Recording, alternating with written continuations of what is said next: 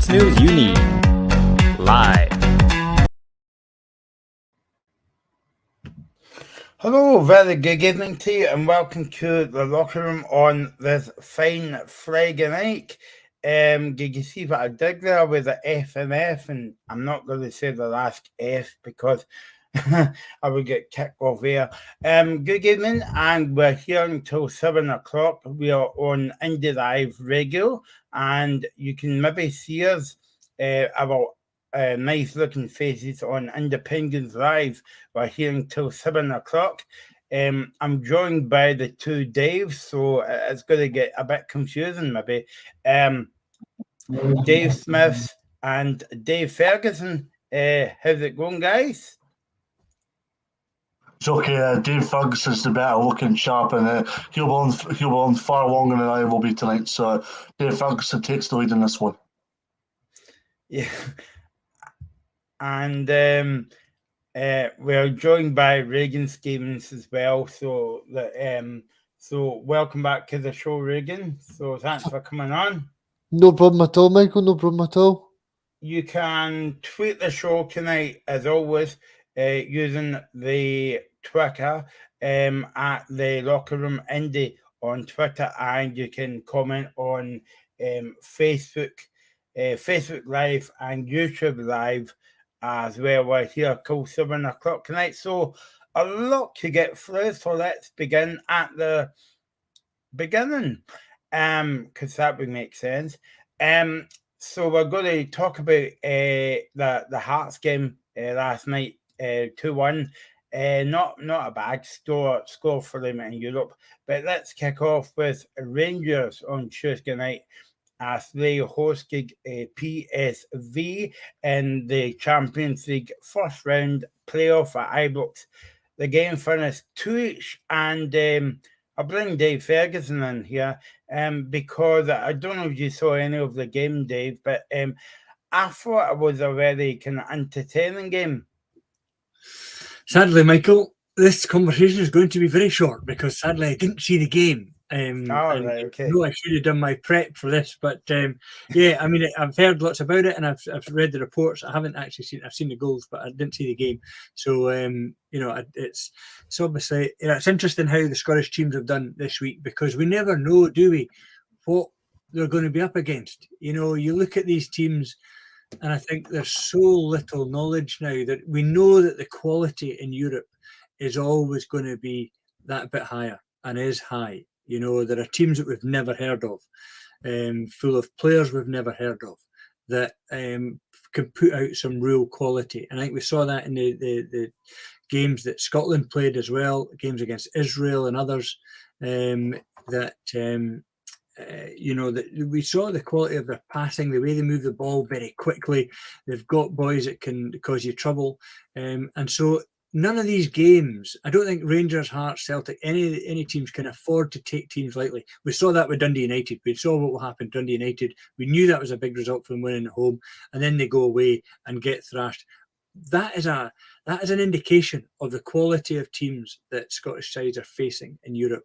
So for Rangers to do what they did and come back, get a result there, and keep that very much alive, and Hearts to do the same, I think has been a good week for Scottish teams. I was just going to say, Dave, to the other Dave, Dave 1 and Dave 2. It's been a good week for Scottish clubs in Europe because over the past couple of weeks, it's been a bit disappointing when you speak about Dundee United and, of course, Motherwell. Yeah, we've got David Ferguson first. What shirt have you got on?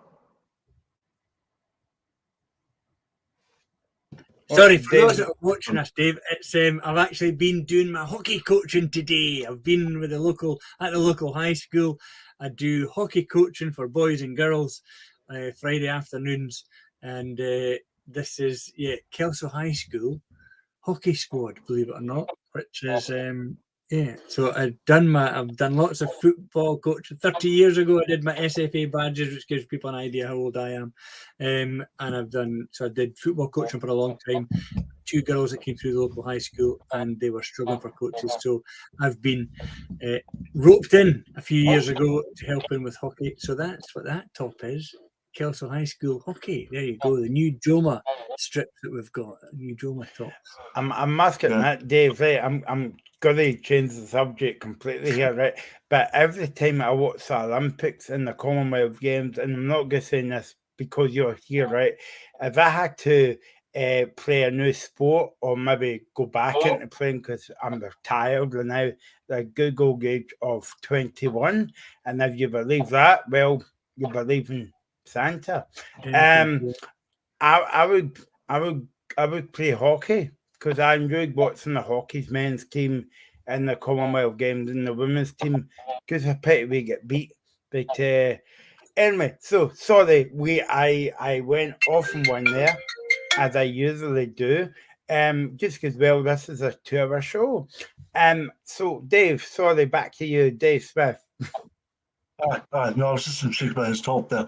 Yeah, when you look at the performance of Rangers, I thought they were okay. I seen a thing, I think it was the Daily Record, just Dutch journalists were treating the trip to Ibrox as a Scottish survival package. What they mean when they said that was they were lucky to come away from Ibrox with a 2-each draw. But that's even despite the fact that the goalkeeper had that horrendous howler. But it shows where Rangers were at, where they maybe weren't their best by any stretch of imagination, but still got a good draw out of the game on Tuesday. And I don't think Rangers were spectacular, but I thought they did enough to merit a draw. And I think a draw was a fair result, irrespective of the power by the PSV goalkeeper, because that was absolutely horrendous. As I said on the State of Scots Football on Wednesday night, to yourself actually, it was a nuclear. I'm replicating Ali McCoist's words, but it was just abysmal to say the least. But on the game as a whole, I thought Rangers were very, very good. And obviously, I think Kovac offers a lot more up front for them. Obviously, had a renowned style in terms of John Lundstrom and Kamara doing the dogged work, but also able to get forward as well defensively. Maybe could be improved, and that's the biggest Achilles heel at this precise moment in time. I think I can thoroughly understand why Leon Balogun has been touted to come back in. Now, I think in terms of Balogun, I think he would be a good addition, but and I think the conversation has been spoke about. I think the conversation has been had between the parties. But I mean, had this came through or had everything come to fruition afterwards because of it, I think it'd be more a panic addition more than Rangers wanting to be proactive and bringing William Balogun just to make sure they see themselves over the line. So I could see both sides to it, but I still feel that Van Bronckhorst has a lot more additions to give. I think he was asked that by Sky today, actually, about bringing in new additions. And Luke Shanley was getting questioned by Giovanni, and I think in a funny way, about whether he was a coach as well as a reporter. So we all know, especially in the media game, that we all seem to have a very good opinion on the game, but some of us speak utter shite on the game sometimes as well. So yeah, it swings around a bit, Michael. I wasn't going to say speak for yourself, Dave, but that's a button fair and a flag night. But yeah, there you go. Regan, come to you. I thought it was a very slow start to the game by PSV, but as the game went on, they come into the game a bit more. Yeah, Michael, I thought PSV were very, very, very good. I thought Rangers were a bit lucky, to be honest. But in terms of Rangers, I think they'll go over to PSV and they'll do their best. But I think that late goal might just do them because they've got such a good record at home, and they didn't do that on Tuesday night. So I think when you're going over to PSV, it'll be a difficult task. The only thing I would add for Rangers is the benefit for the squad is that the PSV scored 2 away goals, but the 2 away goals don't they're not going to be as bad as it would have been this time last year. Yeah, no, definitely. Keep your comments coming in. We've got a few comments as well, Dave.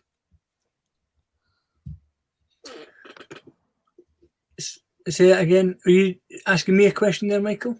Oh no, sorry, that was a presenter's mistake. That I meant to say Dave Smith. We've got a few comments coming in, so yeah. Yeah, sorry, I was busy producing. I'm actually doing my job for a change, Michael. Yeah, some good comments coming in there. Yeah, I agree with what Glasshoot Johnny is saying there. That was a fair result on the night. I thought even Van der Stroy said the same. Don't know if Rangers have enough to go there and win, though. I mean, it's going to be a different position. The priority, first and foremost, from a Rangers point of view, will be Hibs tomorrow. Big game at Easter Road tomorrow lunchtime. It's important that Rangers go and put down a marker and have a professional performance and get the job done. Once they get that done, I think the good thing from a Rangers point of view is they've got an extra day to go and look at things. They've not just got the possibility where it's maybe a Sunday, Wednesday of looking over things like what they did last week with Sunday, Saturday, Tuesday with St Johnstone. So I think that extra day could prove to be a huge advantage, but also at the same time, PSV will be riled up and ready to go, considering they're not playing this weekend, I don't think. So that's obviously going to be a huge advantage to them. And it's going to be an interesting one to say the least. And by the way, I'll just go and shut my window because you probably just had a motorbike in the background there. Yeah, I like when Dave Smith is on the show because he actually tells us what's going on outside and what he's having for his dinner. So that's a very good insight into Dave's personal life as well on his show. So yeah, but yeah, I mean, it would be good to see Rangers and Celtic in the Champions League as well, Regan. I think if you're looking at it from a Scottish football point of view, it's obviously best to have the two Scottish clubs in there.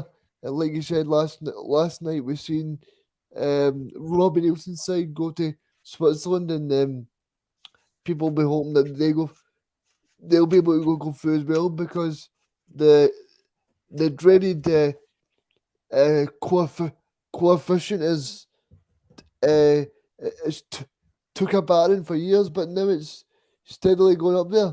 And if we can get some positive results from Celtic and from Robbie Nielsen's side and from Rangers as well, then all will do is good for future seasons for Scottish football, because for me, you'll want to see Scotland as a country move forward, because I think it's bad when you see like Motherwell going into Sligo Rovers and Dundee United getting thumped by 7 goals last week.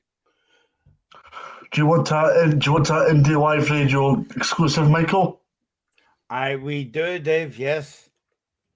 Alex Gogic has signed for St Mirren on a permanent basis after getting a 2-year deal. The Cypriot international will join up with the squad on Monday. St Mirren are excited to welcome him back. I think David Ferguson knows about this, considering he made a kind of nice sign up to the camera there, that you were signing a new player. That's why you wanted to come on the show, David Ferguson. So we'll get reactions from David Ferguson now. It's a funny one. Alex Gogic turned into one of our best players, one of St Mirren's best players last season in the midfield. And he plays that role, the sort of Jim Goodwin role that we had at St Mirren. And it's funny how I think in Scottish football, we used to think a hard midfielder who perhaps wasn't the most skillful, but made tackles, won balls back, distributed the ball well, that was something we all sort of took for granted. When I was growing up, it was always, that's what every team sort of had. The harder thing was finding the more skillful boys.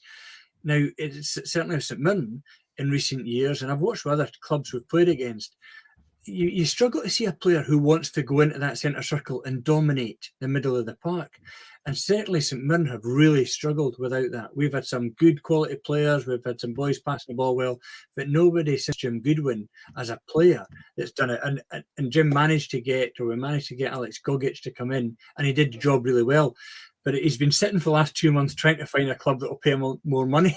And there was a lot, we thought we just weren't going to see him this season because there were lots of rumours that he's been offered a lot more money down south, and let's be honest, you're not going to get paid top dollar playing at St Mirren, so you've got to sit back and wait. So I'm delighted, to be honest, that we've got a good number of signings, but one player that we haven't got is somebody who'll sit in the middle of the park and take the team forward, win the tackles and go forward. Ethan Erhojon's a cracking young player we've got coming through, but he tends to sit and let the rest of the team attack too much for my liking. He doesn't get on the ball and go forward enough, and we need that. So Gogic, I'm delighted with that exclusive. David, delighted to hear that. The question I was going to put to Regan and Dave and yourself, Michael, was going back to talking about Rangers.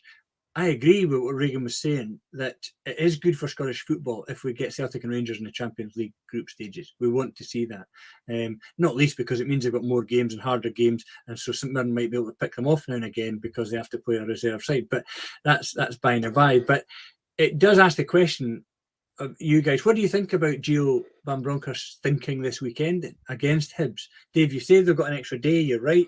That's going to be a help.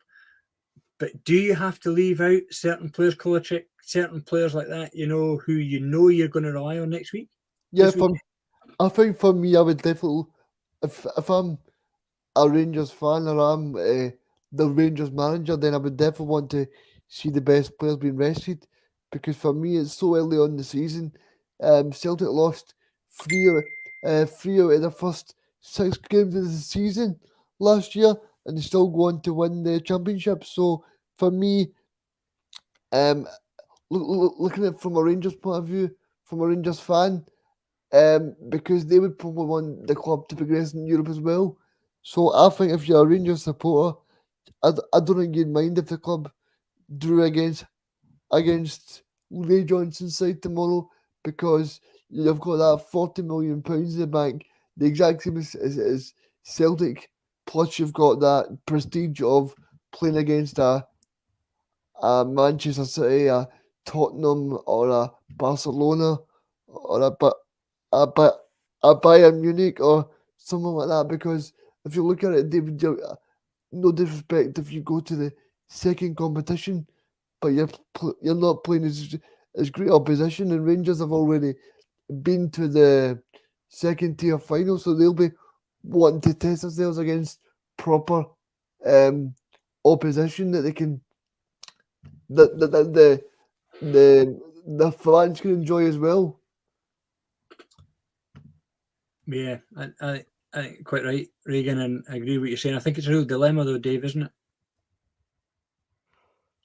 Yeah, no, absolutely. I mean, it's a big tragedy of Van Bronckhorst's management tenure at Ibrox so far. I mean, he's managed in big games so far. European exploits, league exploits, domestic cup exploits, where he's had to make big decisions. A manager of a big club, Rangers is technically a big club in Scottish football terms, is defined on getting a good manager that will make big decisions and will be justified and tested on big decisions. And that's exactly what Van Bronckhorst has done since arriving at Ibrox. He's went and made some big decisions on players, and tomorrow will be the same. He's got a 30 million plus windfall on the horizon on Wednesday coming up there against PSV. And if he goes and makes 6 changes tomorrow, when I mean 6 changes, David, I mean 6 senior figures in terms of changes, and still comes out with a 2-0 win. Not one Rangers fan will bat an eyelid about that. They'll all go, and we were on the pretty, we were on the grape, we were luster on the ball, those are terminologies, but we got the job done. Whilst if Rangers played their players, win fantastically 4-0, and pick up 2 injuries to Lundstram and Kamara, I think there was some people going, you should have rested Lundstram, you should have rested Kamara. It's a ridiculous situation to be in. It's a no-win situation in this type of situation. And for me, Giovanni Van Bronckhorst will make the right calls as far as I'm concerned, and I think he'll do things in the correct manner. The big thing for me, as well as the goalkeeping department, you'll be interested to see if that McGregor comes back in, because obviously John McLaughlin has critics to seek over the past few weeks, and justifiably so. But alongside that, there'll be just to see if McGregor comes back in, especially to see where the parameters are between McLaughlin and McGregor. But defensively as well, it's going to be just to see what they do with that as well, considering how exposed they were on Tuesday. So a lot of thinking in Van Bronckhorst's mind between now and tomorrow lunchtime. I think it's really good. I see the comment there from Gordon McIntosh, where he's right. You look at how much money Rangers have spent and Celtic have spent in their squads and the number of players they've got. And, I tell you what was interesting last season. St Mirren, obviously, last season had Jack Annick in goals, who'd been sitting on the bench, sitting in the background at Rangers for ages. Nobody knew how good a goalie he was. Comes to St Mirren, he's one of the best goalies in the league. He saves St Mirren so many points, so many goals, gets a good move to Cardiff City, which is great for him. But he'd been sitting there kicking his heels. So you're right. I mean, Rangers, let's be honest, have got a second team of the number of players. You think of Kemar Roof, Kamara not playing all the time, Fashion Sakala, others who are not playing every week. They've got a second team that could actually probably finish second in that Premier League, that could beat everybody other than Celtic potentially, and probably would give Celtic a good game too. The only challenge, of course, for a manager is it's not as easy as that, because if you've got players that are not playing every week, you pull them into the team to get them to hit top form and play at their optimum. It's not always easy, So that's where the expertise of Giovanni is tested, isn't it, as a Rangers Celtic manager? How do you keep everyone happy, and how do you give them the chances? But I agree with you. I'd be very surprised if he doesn't leave out key players, and you've got to then ask, does that mean that we'll see Kolak playing this weekend? Probably not. Let's speak about tomorrow's game then. About so the day Dave, you asked me a question there.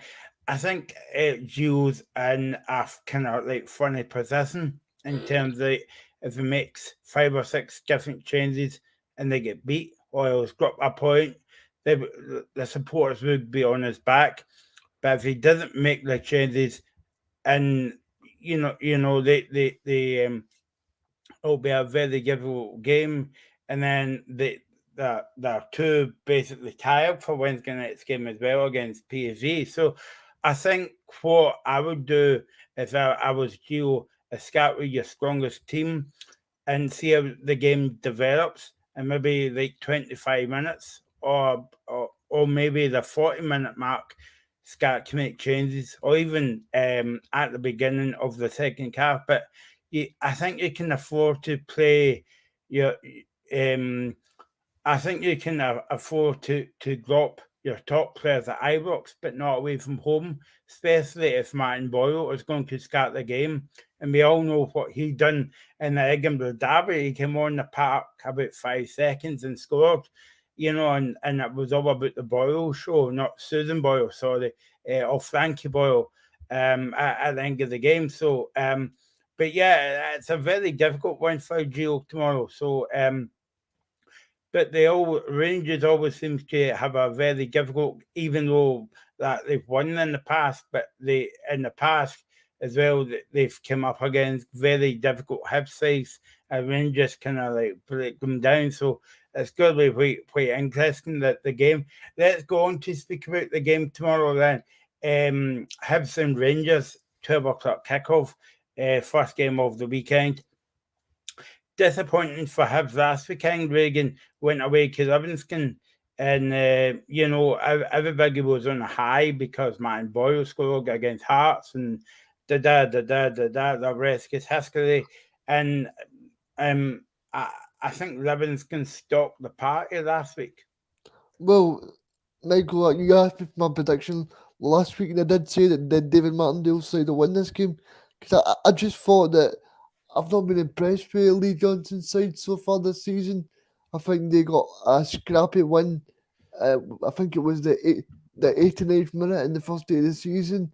Then they were pretty poor against Livingston last week. For me, I think Lee Johnson will be just looking to make it respectable tomorrow, because for me, I think, like David said there, I think Rangers could put out a second squad and probably beat Hibs tomorrow. That's no disrespect to them, but I think they're just missing something. I know Lee Johnson's brought in some players, but I've still not been impressed by him. Obviously, the marquee signing is out for months, which is not good for them either. And Nisbet still injured? Did anybody know what's happening with him?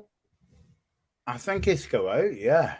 So he's still out. So I think it possibly could be a draw because of the introduction of David Marshall as the number one goalkeeper there now.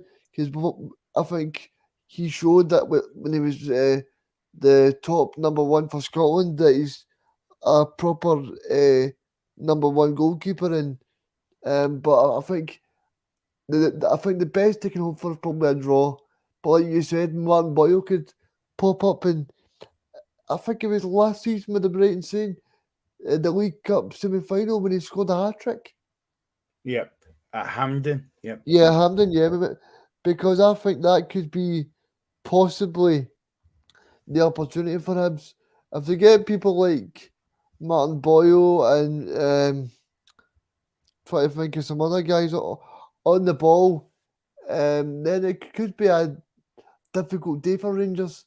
But it's one that I would expect them to go there and put on a show for the fans, because, like you said, Michael, I think that if Rangers turn up and they show the aggression I expect them to show, then I don't expect it to be a problem for them.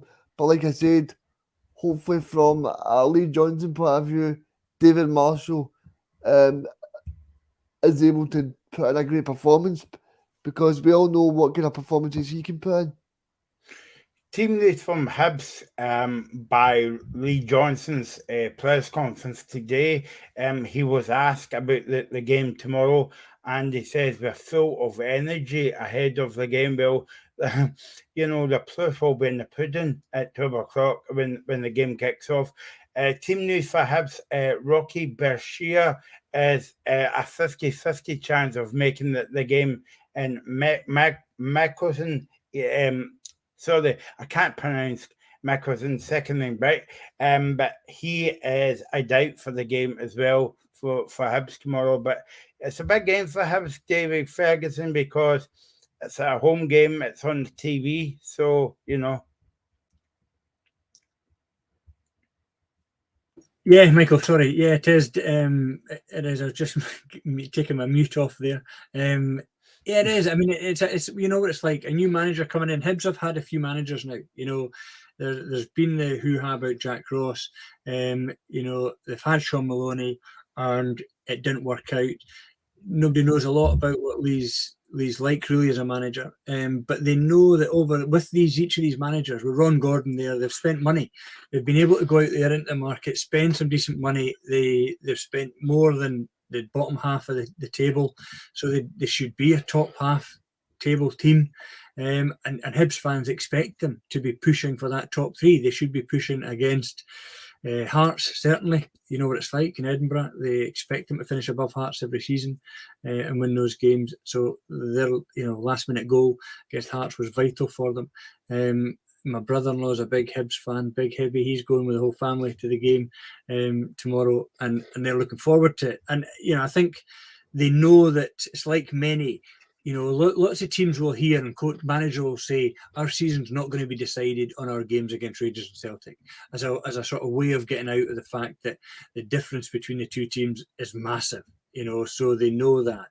But actually, Hibs and Hearts, it's different for. If you're going to compete for European places, you want to be showing you can do something against Rangers and Celtic. You certainly don't want to be losing by 3 or 4 goals. You want to be showing that you're in and you can compete with them. So that's what Hibs fans will want to see tomorrow, that they're competitive, they can go toe-to-toe with Rangers and potentially at home take a point, if not all three. So, and you know, we're talking about who Rangers will play tomorrow. Hibs fans will be talking about that in the pub tonight. What kind of team are Rangers putting out? They'll have convinced themselves by the time they go home tonight that Rangers are putting out a second team, so the 3 points are there for the taking. So that's what they'll go to Easter Road with, and that's what their thinking will be. So yeah, there'll be expectations. I think that tomorrow could be one that takes points in, and you know, these managers, you like to think they're given time, but Hibs are not giving their managers a lot of time. So Lee has to make sure he's getting it right in the first couple of months, and you know, I think that's the pressure he's under. Well, let's hope Ron Gordon is back from the Hearts game, because I don't know if you saw the paper yesterday as well. That was quite interesting, actually. You know, maybe the closet Jambo. I hope I've not actually started anything on the show on the Friday night, because it's been a long week. Was that definitely him? Was that definitely him sitting in the aeroplane? Well, I surrounded by Jambos. I'm not sure, but take it as face value, Dave. But you know, what on earth was he doing? It looked to me, it was blue seats with yellow bits on them. It looked like a Ryanair flight.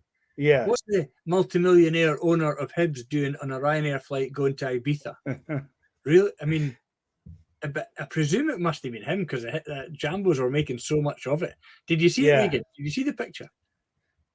I did see it. Yeah, I mean, it was a bit strange. I mean, I think a person like him would have a lot of money. But saying that, Jota was on a Ryanair flight when he just won the league with Celtic. So with Rangers fans, yeah. See, maybe that's the only way he was if that's where he was going to Ibiza. Maybe that's the only way he was getting there. I mean, imagine his face when he turns up at the airport or he gets on the flight. I remember, I'll tell you a funny story once. I was playing for a juvenile football team in Edinburgh, Hutchison Vale Boys Club, many moons ago, long before you boys were born. And we went on a trip to Mallorca. Imagine that, taking an under 15 team from Edinburgh to Mallorca, Magaluf of all places. But we were flying on a day that St Mirren were playing Hearts. Most of the team were Hearts fans. The coach was a Hearts fan. We're flying on a day St Mirren were playing Hearts. Shows you how long ago it was. 1987 Scottish Cup semi-final. And I'm getting all the abuse going, getting on that flight. It's bad enough not being able to go to the game, but all the players round about me are, you're going to get stuffed today. It's going to be 4 goals, 5 goals. You know, it's such an embarrassment. So they asked the pilot to make sure he put across an announcement of the final score so they could abuse me on the plane. And the coach was upset and all this. So if the pilot comes out with the result, says, just for lots of people on the plane that are travelling with us today, we know the Hutchison Vale Boys Club are with us. Just to let you know, the score finished at Hampden. I think I should remember, but 2-1. Hearts 1, St Mirren 2, something like that. I have never been covered in so much food and drink in my life as I received. And I could sat there with a massive smile, absolutely delirious, all the way on that flight to Mallorca, surrounded by Jambo fans. I have to say I was quite chuffed. I wasn't too concerned about the abuse I got. Talking about the Jambos, let's speak about the Jambos then. They won European football last night against FC Zurich, and they were 1-1-0, and the final score was 2-1. I guess a bit like David Ferguson, I was out last night, but I did see the highlights today, and I must admit, who thought that was a penalty last night? Because that, for the life of me, I still can't believe Hearts got a penalty for that. For me, I understand. Make it on you go. No, I was actually watching it, and I think I was the only person that actually went, that could possibly be a penalty. I mean, for me, I was a bit surprised there's no VAR, but then I was told there's no VAR in the playoff round of the conference of the Europa League and the Conference League.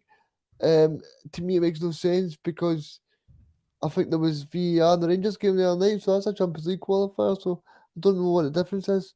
But I think for me it was a penalty. Sorry, Dave, what were you going to say? Yeah, sorry, I was going to reiterate what you were saying there about the penalty. I did have a feeling he was going to point to the spot. He just had that terminology about it. He just had that mindset, the referee. obviously did like a lot of Zurich players when they did point to the spot, but I mean, from a Scottish point of view, it could be pivotal. And Michael, I'd rather not speak about. Michael, I'd rather not speak about the fact that it could have been a penalty, could not have been a penalty. If Hearts go win that game 2-0 next week, we next Friday are not speaking about that penalty one jot. We're speaking about how Hearts have reached the Europa League. We spoke about how it's massive for Scottish football. You had your massive rant on Twitter last week, Michael McEwen. Now it could be history come next Friday morning with that penalty. Yeah, and surprise, Dave, I'm away on holiday next week, so there you go. You can comment all you want on my Twitter feed, but I will still see it from afar. But yeah, I could be eating humble pie next week, so I'm looking forward to eating humble pie as well. But yeah, I mean, it's just brilliant to see Hearts back in European football, David Ferguson. Yeah, it is, and it's brilliant. I mean, I like the variety in Scottish football. I get bored with Rangers and Celtic hoovering everything up. It's great for them. They're great. They've done fantastic things with their clubs.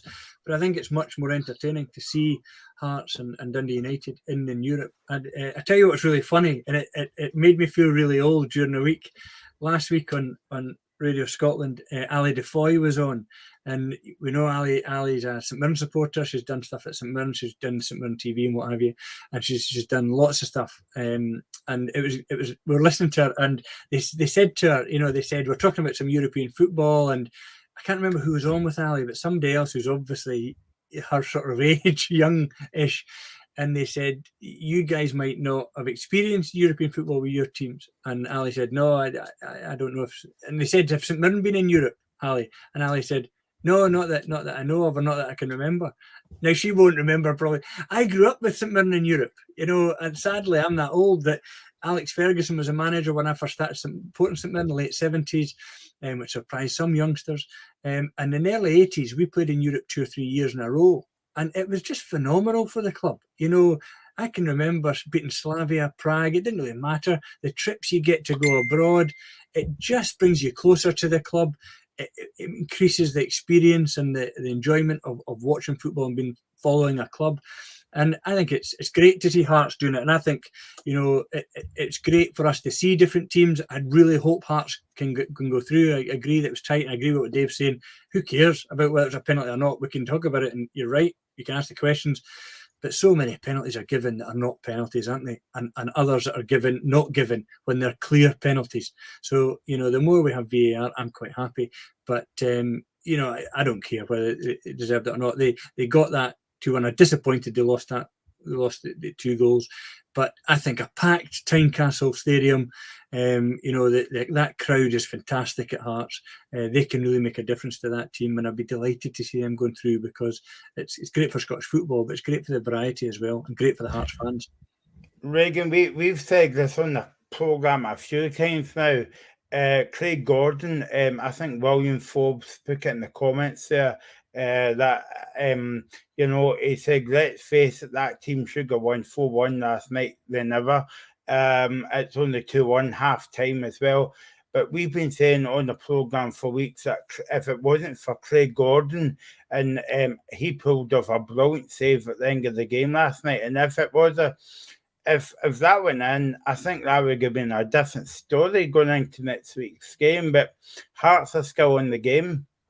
Yeah. I mean, for me, the most important thing is they're going back to Tynecastle 2-1 behind, and not 7-0 behind like Dundee United. So, I mean, for me, it's important to see Scottish football on the highest level possible.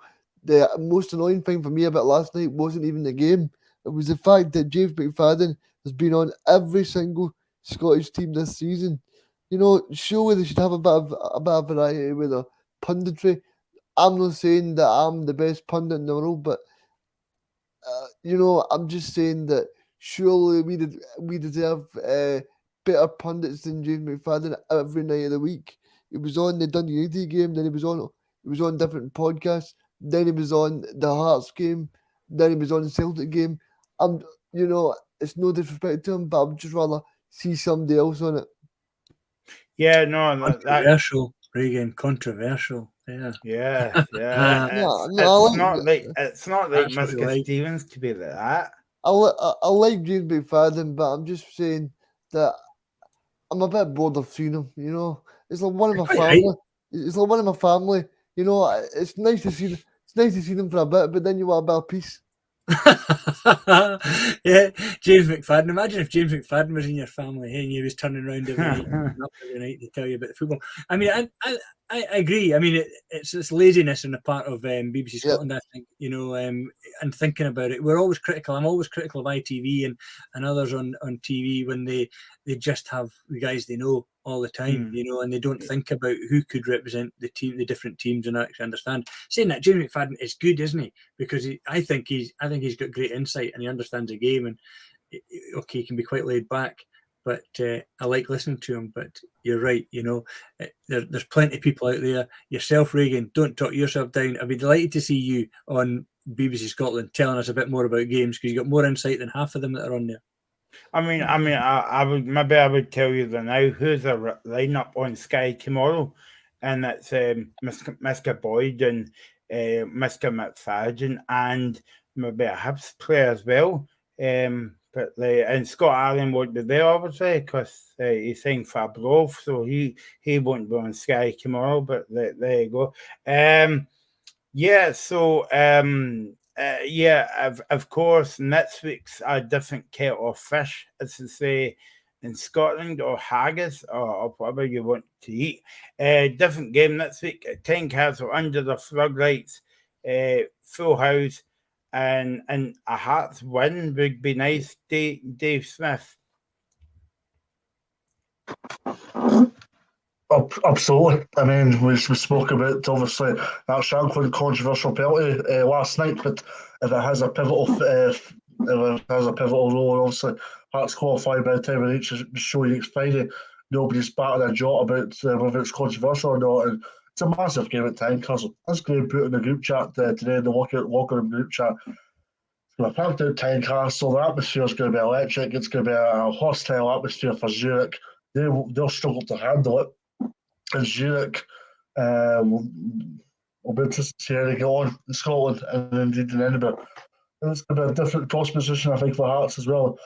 I think if Hearts can reach the Europa League, it would be massive for Scottish football. They've got that safety net, of course, but the Europa League would bring massive exposure to Hearts and Robbie Neilson, just on the basis of the calibre of sides they'll be facing on a regular basis, and obviously the fact that they'll get a lot more prize money out of it as well, and obviously helps the coefficient. So I think if Hearts can get a job, it's a win-win for Scottish football around.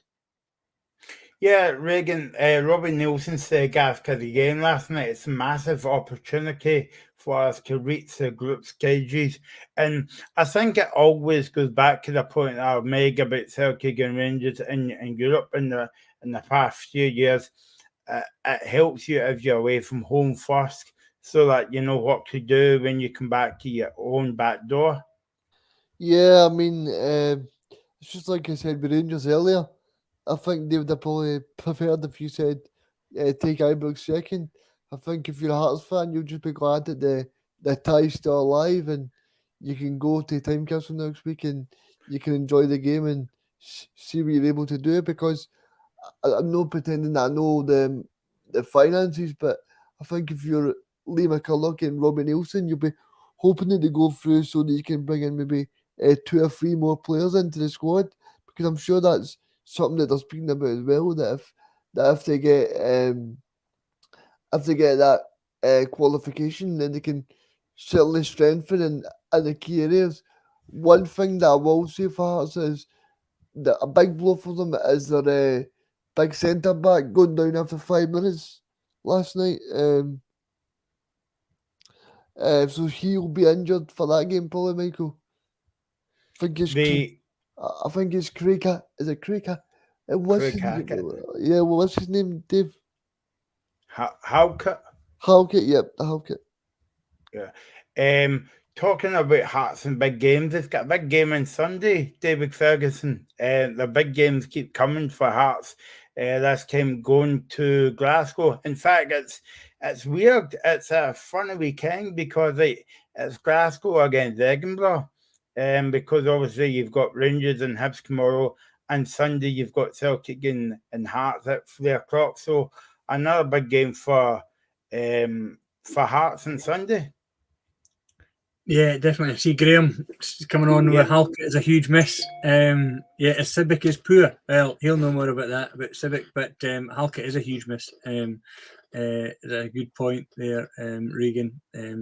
Halkett just does the right things at the right times, pops up and is a danger in the opposition box as well, you know, and he scores some good goals, you know, when needed. So yeah, that is a big miss for them. And I see Terry Robb talking about Tynecastle giving them a fright. Sometimes I think we can overestimate that. Sometimes I think we imagine clubs come here as if they've got no crowds at home at all, and they're never used to hostile environments. And some of these clubs can. I don't know what Zurich attendance is like at home, but I do think that Hearts, you know, do have something. Rangers and Celtic obviously do, but Hearts, when that stadium's full, Tynecastle, you do feel as if the players are right on top of you, because the fans are right on top of the players. I mean, fans right on top because it's so steep, some of that main stand, and the noise is phenomenal when they get behind the side. So yeah, I mean, looking at this weekend, it'll be tough, and that's what it's tougher for Hearts and Hibs, is playing against the likes of the Old Firm this weekend and also playing in Europe. They don't have the squads yet. They've got better squads than you know, my team, St Mirren, and other teams at the bottom, but they've not got the squad of Celtic and Rangers. So they're trying to make their steps in Europe when they don't quite have the strength to be able to play on two fronts yet. So we talked about earlier about the challenges for Giovanni, you know, Van Bronckhorst at Rangers, and who will leave out this weekend.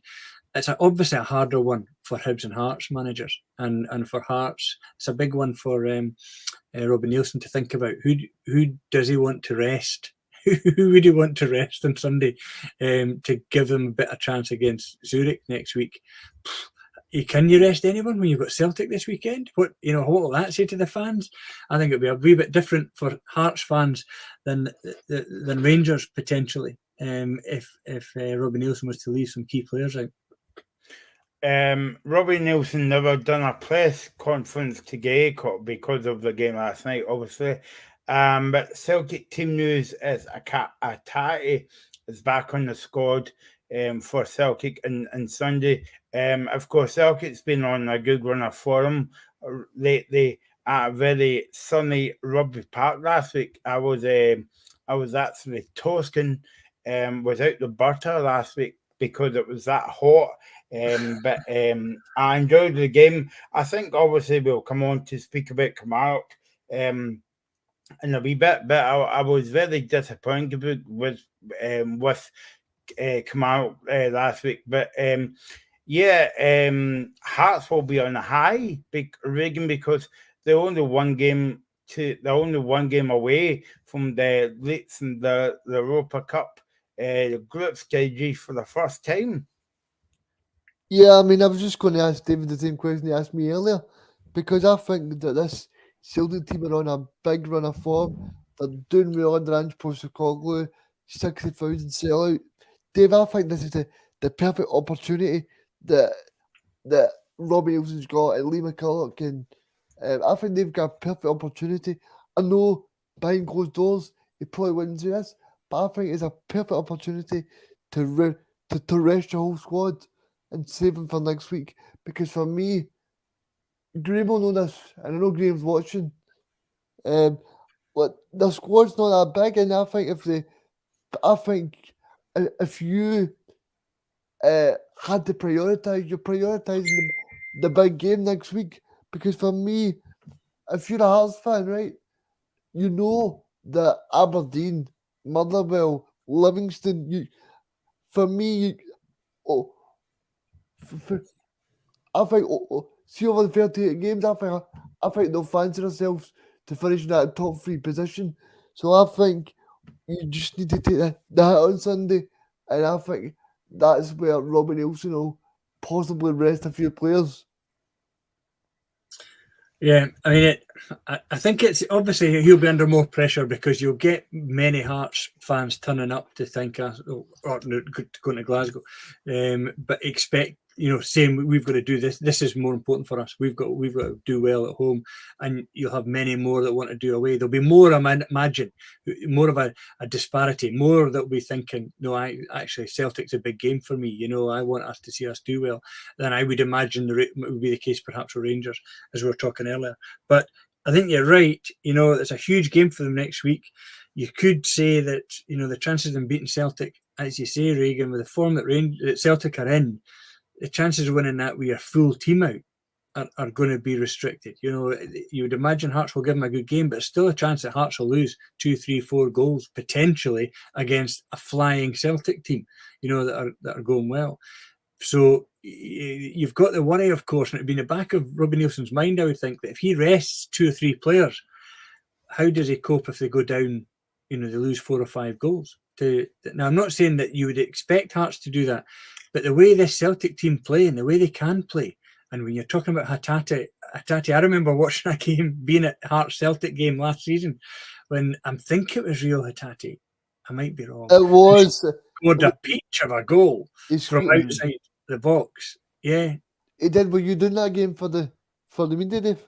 No, I wasn't. I was, believe it or not, I do the Observatory for Sport. I do some work with Hearts. We work with them about some of the work they're doing in the community. And so I was there watching it as a guest that night. And I remember us sitting watching that goal and not understanding the goal. He shot a straight shot from about 30, 35 yards that Craig Gordon couldn't get near.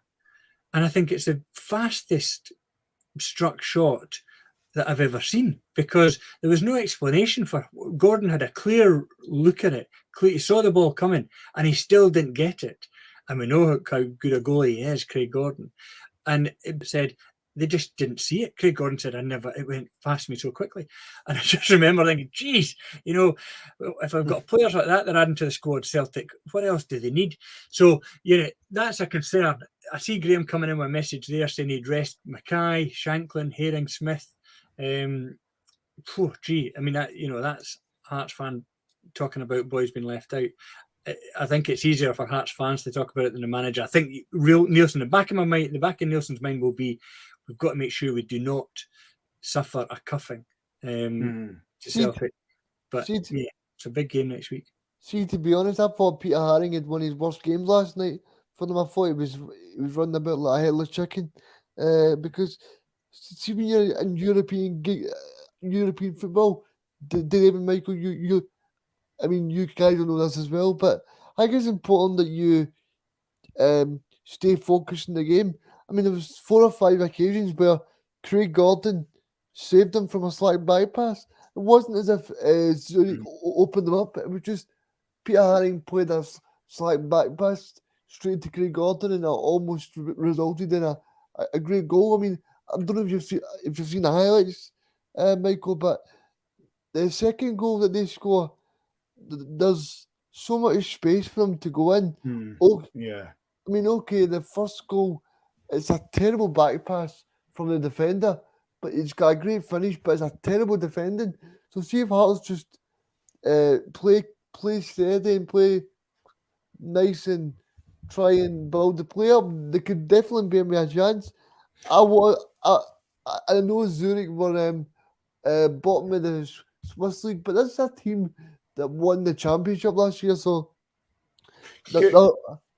could Gam maybe sorry, Regan?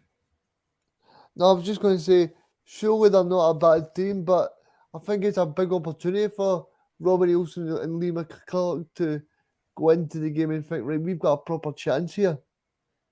Could I maybe just go back to let's get Duffy's point? I don't know who Graham Duffy is. Actually, I've never met the guy. I haven't really, but he's on the show quite a lot. I would have to disagree with Graham there, because these are 3 top players, and you can't afford to go to Ibrox and Parkhead without these kind of key players. Maybe against Ross County, yeah, or Livingston, yeah, but no, not without these kind of like top players as well, and plus, if Hearts get beaten Sunday, you don't want Hearts to get beat heavily because that's going to dent their confidence by going into the game on Thursday night. Yep. So I'm sorry, Graham, I have got to disagree with you, mate, there. I want to bring up this point. Graham said that he just put in there. He's saying that Robbie Nielsen said that the Hearts were very good last night, and that he thinks they were not very good. Right. Well, I've listened to Richard Gordon, who basically said, from his experience, he says it's probably just disappointment where Robbie could see that Hearts were in the game. So he doesn't want to go in and slam the players because that could slam their confidence for next week. So what he's basically doing is a bit of reverse psychology. And Craig Levine, he agreed with it. He said, look, he's trying to do a bit of reverse psychology. He's bumming the players up, saying you were great last night. Do not try and dent their confidence because he knows how big this would be for the club to be in European football until at least November, December time.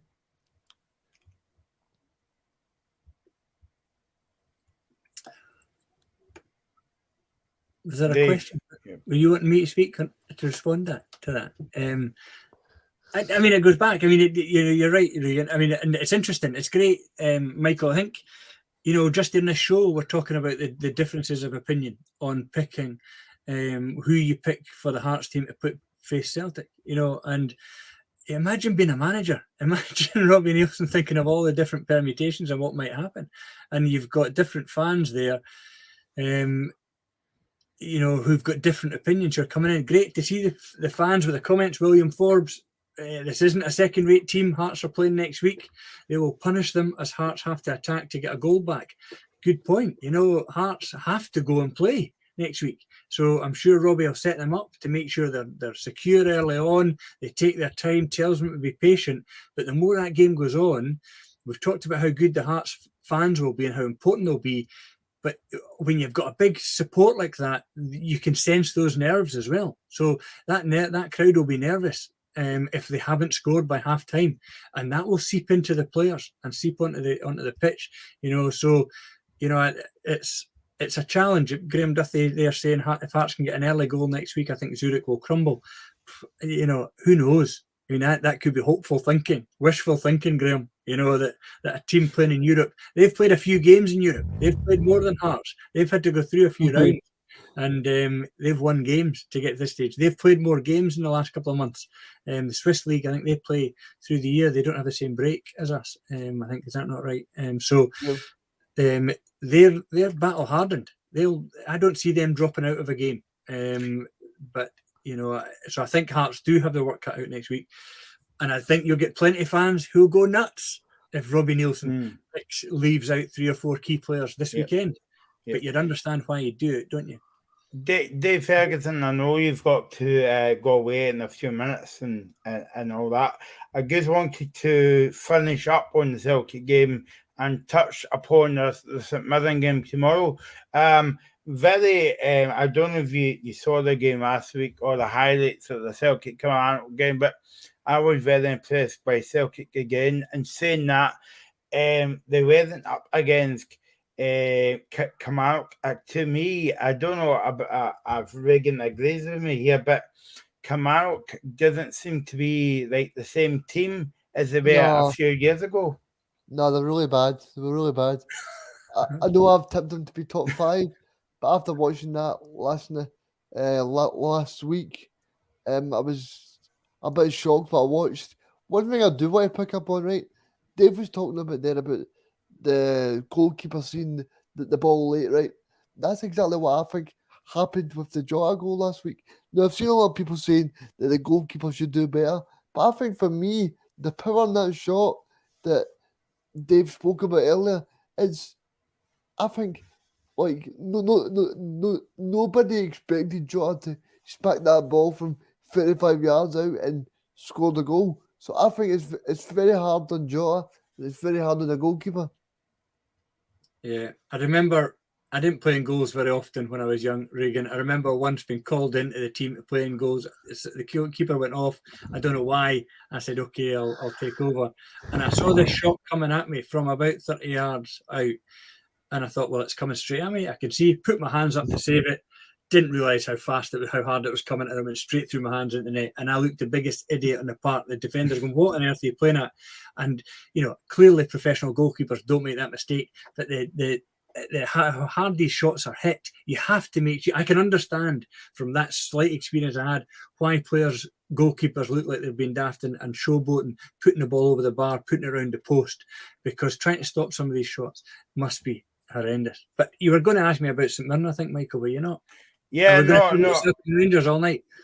Yeah, no. I was going to move on to the Saints Great, tomorrow. Excellent. Very difficult game, Dave. Even though Dundee get beat off fast the other week in European football, but I mean, especially up in Dundee, it's going to be a very difficult game tomorrow against your team, St Mirren. Yeah, I mean, hopefully, and I'll be interested to know if Gogic. I think the comment there that Dave made earlier was Gogic is joining the team on Monday. I think so. He's not going to be part of this weekend. It would be hard to ask him to come into that. But I saw something last week. I was there, and they played good football against Ross County last week. They looked like they were starting to find their way. I think it's about 8 signings now they've made. So there are a number of new players there that are needing to fit in. What was encouraging was the new players were the ones standing out. Some of the new players were amongst the better players. So Keanu Bacchus, who we've got from Australia, quite a slight player in midfield, but he looks a good player. He wants to get on the ball. He makes good passes. I think he'll be important for us. Jonah Ayunga plays up front. I think could be one of the strikers of the season, outside the Old Firm. I think he has got real potential. He's athletic. He's strong. Can hit the ball pretty well if he gets support. Sorry, Regan. Dude, I just wanted to ask you, because somebody for me that I think they should probably go in for is Connor Ronan. Connor Ronan was brilliant last year, and he's not going to a game down south. I mean, he was fantastic, as you know. Yeah, I mean, we would love him, and the manager's been in touch with him. Stephen Robinson has been in touch. I did see Connor Ronan's little face behind the Wolves manager last week in the dugout on the bench when Wolves were playing last week. Didn't come anywhere near coming on, but the manager down there has said to him he'll give him a chance. So at the start of the season, he was talking about going out on loan again, and the manager said, "I'll give you a chance." So he played in a couple of pre-season games with Wolves, I think, and he hasn't played in the first team since the start of the season. But as far as I know, Regan, he's still in the first team squad. Well, as long as he doesn't score tomorrow, Dave, against Tottenham, that's all I'm worried about. But I mean, it's a phenomenal team to try and get yourself into. The quality in the English Premier is just incredible. So it'll be tough. I would love to see him come back. Unfortunately, I think you've got Jim Goodwin, who brought him to St Mirren, who's already been in touch with him constantly, I think, from what I understand. Jack Ross is even after him. Jack Ross is famous in Paisley these days for just coming after St Mirren players, but he does go elsewhere. So that makes this weekend quite spicy too, Michael. Going back up against Jack Ross. I think Dundee United have got a better squad in terms of some of the signings they've made. How much of a hangover they have from what happened in Europe with them, I think it'll be interesting to see, because quite quickly a bit of negativity can get in there. Jack Ross has got to work cut out to make sure they get back on track. They look like a decent squad to me. I was just going to ask you just before you go on. I know you need to leave at 6, but what is your ambitions for St Mirren this season, then, Dave? Because obviously they've done well under Jim Goodwin, got to the semi-final of the cup during that madness of the COVID season when everything was played behind closed doors, and Livingston got to the cup final, and St Johnstone won the Scottish Cup and the League Cup. Yeah, so I mean, you look at them and you think St Mirren aren't any different, really, to St Johnstone. I think we're better than St Johnstone, to be honest. Better squad, some better players. It's like, Tony Fitzpatrick came out and said a few years ago, and he got hammered for it, didn't he, when he said St Mirren could be top 4. When Jim Goodwin left, we had a game in hand, and we were 3 points off 4th place when Jim Goodwin left. And then we went on a downward spiral. I'm not saying we were going to finish 4th, but we were. When you look at the teams, Hibs were struggling. You've got Rangers, Celtic, Hearts, they are a league above anybody else. I think a number of teams have improved since last season. I think Dundee United are looking stronger. I think Hibs are looking stronger. So you would imagine they'd be 4th, 5th. They're in the running for that. Haven't started like that, Dundee United. No. St Mirren, top 6 is the aim. Has to be the aim for St Mirren. And when we've got a good enough squad, I think in terms of the money that we spend in our squad, we're second or bottom in the league. I saw figures last year, the year before, showed us as being the poorest. We spent the less money on our squad. So our squad cost about something like 1.3 million. Ross County was about 1.4. And, that's one player at Celtic or Rangers earned more than the whole St Mirren squad. So that's the reality. We possibly, in terms of you're only looking at it in money and size of the squad, would be a bottom 6 team. Would probably be, we've got to work cut out to avoid relegation. That's not how St Mirren fans see it. We see ourselves, I see us as being top 6. That 6th place is realistic. 4th place was realistic for a period of time last season. We thought we had a chance of that. And I think if Jim Goodwin had stayed, that's why we were so annoyed with Jim Goodwin going when he did, because if he'd stayed to the end of the season, we could have pulled off something special there. So top 6, if Stephen Robinson is flirting with relegation again, St Mirren fans are going to be not very happy. I think we've got to be looking to finish 6th, get in the mix there. And that's where this weekend's game is pretty important, Michael. Dundee United are a team that you're going to be battling with for the top 6. So, this will give a measure of where we are. Okay, so thanks, Dave, for joining us again, top man. And we'll have you back on the show in a few weeks, as always. Good man, Michael. Nice to speak to you. And Regan, great to speak to everybody out there. I hope you enjoy the rest of the show. Cheerio for tonight. Cheers, Dave. Thank you.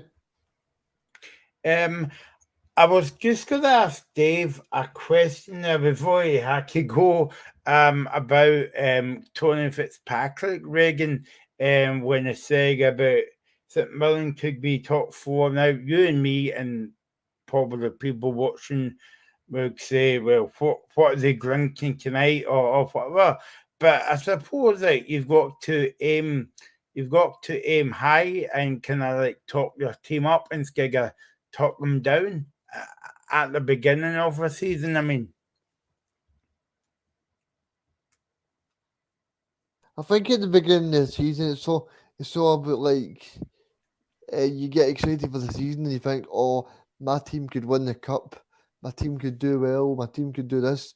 But then you start to get 15, 16 games in, you start to go, right, well, now the season's starting to take shape and I can be realistic and I can say what is actually going to happen, because see if it gets to the end of the season and St Mirren are bottom of the table, all the guys that said they're going to finish top 6 will look stupid. So I think it's just important for people like David or like you, Mike. I know you're local to St Mirren, but people like you, mate, I think your expectation that the club will just be to stay up and then try and build on it, because there's no point for teams like St Mirren, because you've seen it with teams like Hearts who get relegated and then go down, because as much as it's great to have Hearts in, see if they get a bad spiral of results, they could quickly be in League One or League Two. I mean, you just need to look at Falkirk. Falkirk go down under, I think it's John Hughes, and they've never been back up since. Dunfermline are the same. Airdrie are the same. You've got so many I could name. Partick Thistle. I mean, Partick Thistle. They've given me great access over the years, and it'd be great to see them back up. But I mean, a club like them, obviously were in the Premiership when Brendan was in Scotland and Stephen Gerrard, but now they're back in the Championship, and it's not good for the finances of the club if your club's always stuck in that division, because it's so hard to get out of, and it's a difficult one. Michael, obviously we'll go on to talk about the fixtures for tomorrow. Now, so I've just got them up here. Oh, but before you do that, Regan, I forgot to mention that. Quick, maybe mention about tonight's game. You mentioned Glen Park at Thistle. They're playing Inverness tonight. Aye, Partick Thistle against Inverness. It should be a good game. I Is think that no a kind of rematch of the was it the quarter-final, the semi-final of the playoffs last season? quarter final of the playoff. Aye, it's going to be an interesting one because Partick Thistle actually have recruited quite well, and Billy Dodds is obviously wanting a bit of revenge after last season because he thought his team would go up, but they sadly didn't for his point of view. So it's going to be interesting because I think if you're a Partick Thistle fan, you're trying to rebuild after losing people like Zach Rudden, Stephen Hendry, who's moved to Queen of the South as well. So I think you're just trying to build in a squad that you can hopefully take you to the next level. What I did find interesting, I don't know if you've seen this, Michael, but Richard Foster is said to leave Partick Thistle to go to America. Is that Oh, one? right. Okay, that's coming news. Yeah, I never saw that one. It was well, I can't remember who the team is. It's to I guess to be the manager. Obviously, he's going for the money, Regan. You would say. Just talking about the championship there for a minute, Michael. It's a very interesting league, but one thing I did see was Scott Allen. Scott Allen's moved to Arbroath. Yeah, no, I saw that earlier last week. I thought that Yes. was quite interesting. Yeah, I don't know how you feel about that, but yeah, it's going to be a big boost to them, especially if they want to be in contention about coming up this season as well. Well, I mean, for me, it was a bit unlucky at Celtic. Obviously, people were saying it was like the dressing room mold. Maybe that was the problem under Brendan and things like that. But I seen Michael when you see when he was playing under Neil Lennon at Easter Road, he was a great player for them. He was brilliant for them. Yeah, no, So I know it's a shame that we only get to see one game a week in the championship because there's a lot of good teams getting there. the only thing is, like I said earlier, Michael, I just hope James McFadden's knowing the commentary again because he seems to be on every No, I single know, every I single know commentary we see on BBC at the moment. But yeah, exactly. I think what they're doing for the championship's great because um, it's about time we should get some proper exposure to Scottish football. As I'm sure we'll move on to your favourite subject, and that's the Sky TV deal. Soon we'll talk about Yeah, it later. no, I know exactly. So that game tonight, just run through the rest of the games where we spoke about Hibs and Rangers, 12 o'clock kickoff. Dundee United against St Mirren. Of course, Dave was on speaking about that one. One game I'm interested to come back to, Regan, is to speak about the Motherwell Livingston game, Ross County Kilmarnock game, and St Johnstone Aberdeen game, but just to let people know that during the Celtic game on Sunday, we will be on.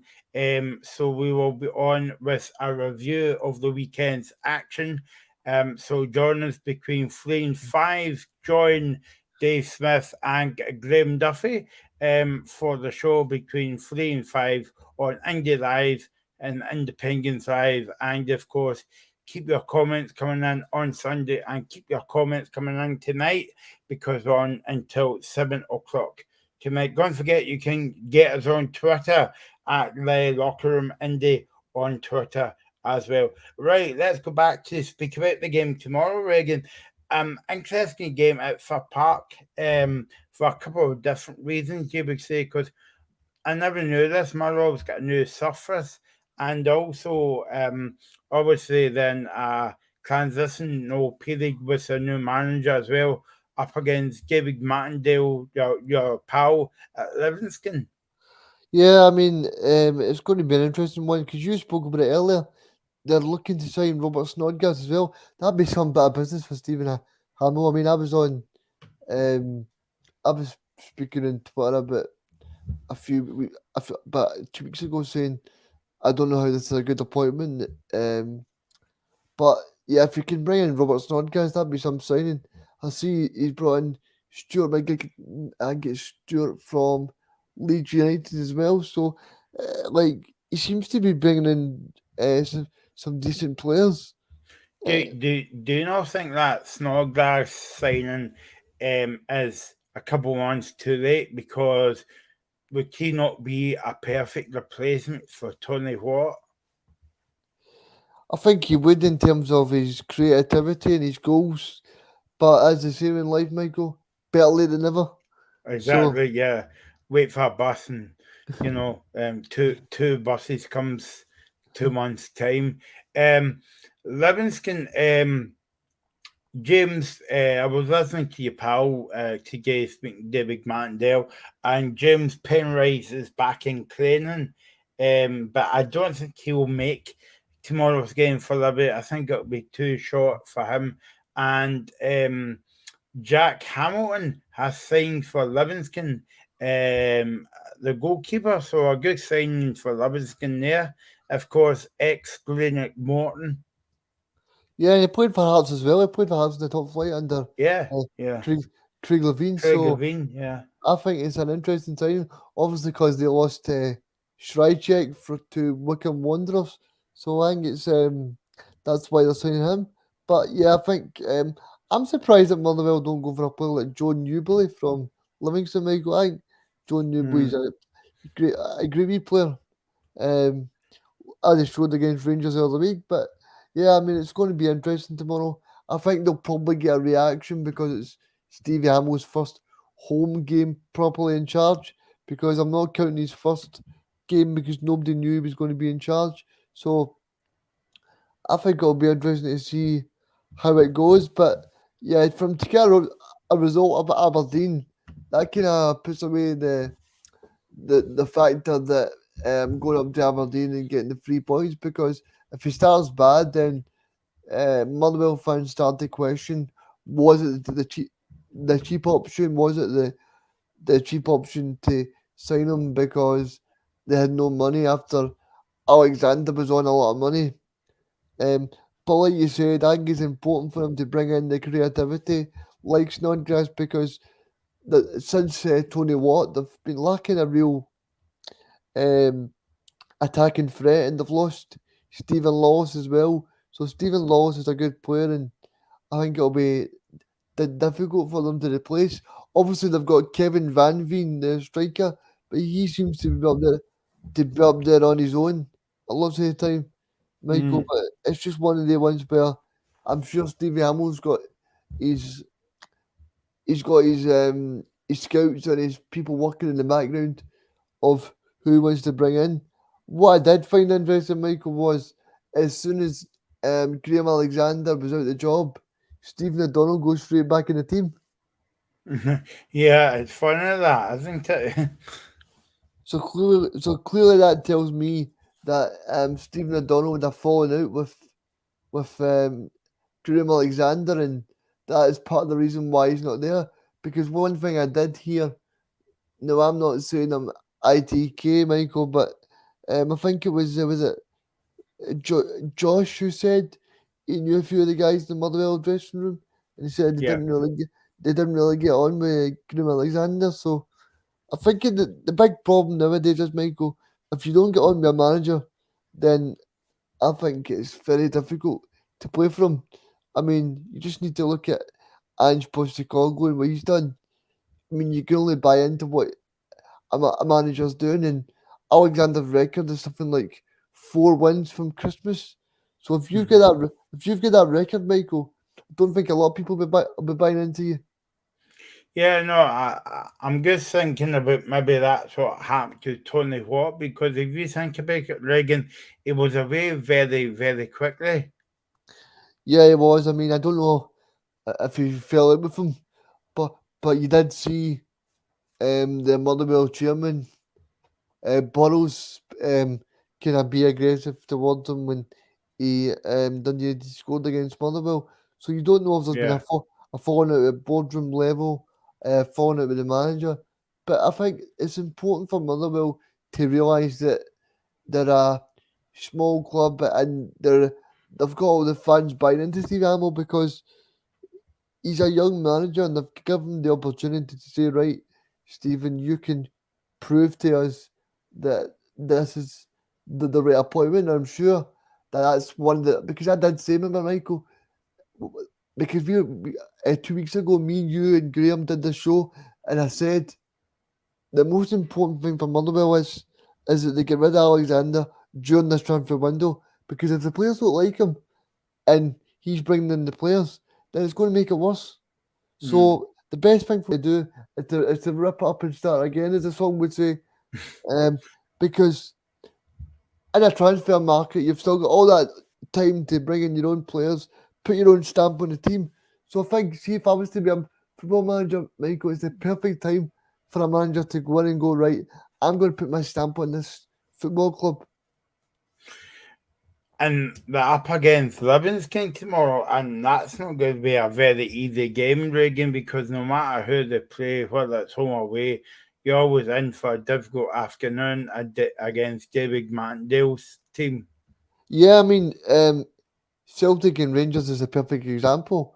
I mean, Rangers, it took them to 75 minutes to get a 2-1 victory, thanks to James Tavernier and Scott Arfield. So Yeah. and don't forget, the last team to defeat Celtic in the league was David Martindale's side. Yeah. And the only reason I know that, Michael, is because it's my birthday.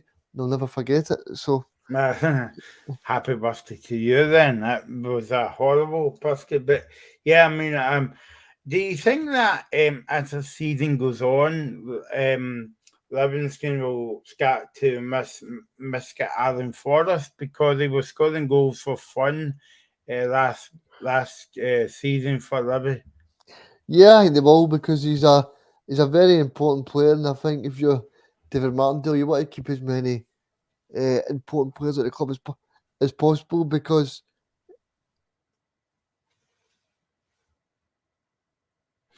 because I think if you're David Martindale, as much as you think, right, it's important to keep these players here, I think there's a realisation straight away that you need to balance the books, in terms of you need to say, right, well, I know that every good player that comes to this football club, they're going to eventually leave, because that's the kind of dynamics that you set in for. But I'm sure David Martindale and his coaches and Marvin Batley and stuff, I'm sure they've got B plans or C plans or D plans for players that they could fit into the squad, because you need to look at someone like Lyndon Dykes. They sold Dykes to QPR. They bring in Bruce Anderson, who scores them a lot of goals, and I think they just continue to do well, and I think that's a trait of a very good manager. And David Martindale's shown that over the past 2 years, because I think also, Michael, one more point on them, I think it makes it more rewarding for someone like him, because I think they're on such a shoestring budget, would you say? And he's not on like millions of pounds of Celtic. He's trying to convince people to come to Scotland, right, to play in a plastic park in front of a man and a dog, right? Yeah. And they're virtually playing it with a couple £100. So clearly, for David Martindale and Marvin Batley, it's a hard sell. But I mean, you've seen how close they were to getting in that top 4 for European places. I mean, for a club like Livingston to be in that, to be talking about that, is unthinkable. I just want to move on now to speak about Ross County and Kilmarnock. We'll come back to Ross County in a minute. But I wanted your comments about David McInnes's comments after the game against Celtic next weekend, and last weekend, where he said that their season will start next weekend against Ross County. Is that not a bit disrespectful to the other teams in the league, like Celtic, Rangers, and I'm sure they played with Dundee United the first game of the season as well? Yeah, where they drew 1-1. I think it's a bit strange from Derek, because I think in terms of that, he was kind of saying that Celtic, it was all through his mistakes. But I think as well, Michael, right, Celtic scored 2 overhead kicks. Now, see if a team scored 2 overhead kicks against you, you just need to sit and say, right, hold your hands up and go, a performance. Celtic played really well, but instead, Derek McInnes didn't do that for Yep. me, Michael. No. You know, and for me, sometimes you just need to say, right, that team plays off the park. Plays off the park. I mean, you like. I know people were saying that the plastic pitch might be a leveler, but it proved not to be for long stages of that game. But what we'll see from Derek, probably a bit of internal frustration, because you see a lot about this about managers, probably a bit of internal frustration. Michael, and I'll explain to you why. Probably because he's been used to it as Aberdeen teams maybe losing by 2 or 3 goals to Celtic and putting a fight in and being in cup finals. And Michael, see when you're not doing that, it's very hard to accept it. And I think from a commander point of view, he will looking to add because he doesn't want to be playing Celtic and Rangers and be getting beat 5-0 every time he plays them. He wants to be trying to disrupt them because he'll be talking to Steve Clark and saying, right, Steve, how did you manage to draw with Celtic and beat Rangers and go to Celtic Park and put a team together that really done well? Because I think the fans at Kilmarnock they'll be wanting to see the glory days of Steve Clark come back, because that was just like bedlam there. I mean, I think they were getting something like 7,000 at the games. It was a great time. I watched Kilmarnock obviously last week against Celtic, and I watched the highlights against Rangers at Ibrox. But this might sound a bit daft, what I'm going to say here, right? But you would rather Kilmarnock get beat 2-0 and put up a fight than get beat 5-0 and not put up any fight into the game. Yeah, I mean, I think for me, I think it really shows that Derek McInnes is so defensive. I think for me, that's why Scottish football isn't as appealing it is to broadcasters. I know me and you'll speak about this later, but if you watch a Livingston, a Kilmarnock, a Hibs, a Hearts, like there's only the odd occasion that they try and go for Celtic or Rangers, and I think if you're Derek McInnes or Neil Lennon that played against Celtic, I think you're trying to be defensive, but I think he's just lacking that little bit of firepower. Obviously, they've got Lafferty, who's a very good player, and he's done well, but I think he needs help. Because he's got Ollie Shaw on the bench as well, but people need to remember that I did a big step up from the Championship to the Premiership now, Michael. Well, I mean, look at Hearts. I mean, they fit again, no bother, Reagan when they come up.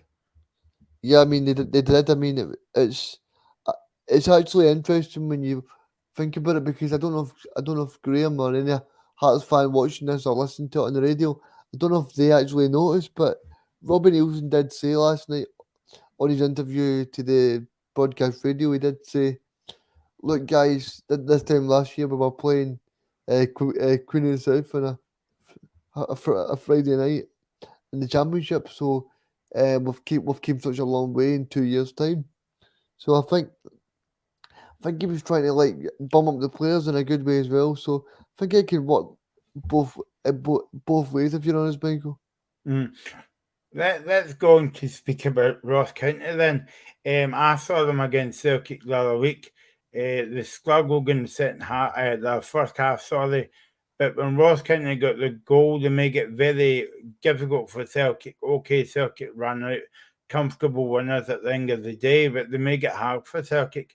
And you always guarantee get a game when you got to Ross County, so it could be like, as we always say, that it could be a banana skin this game. Yeah, it definitely could be a banana skin.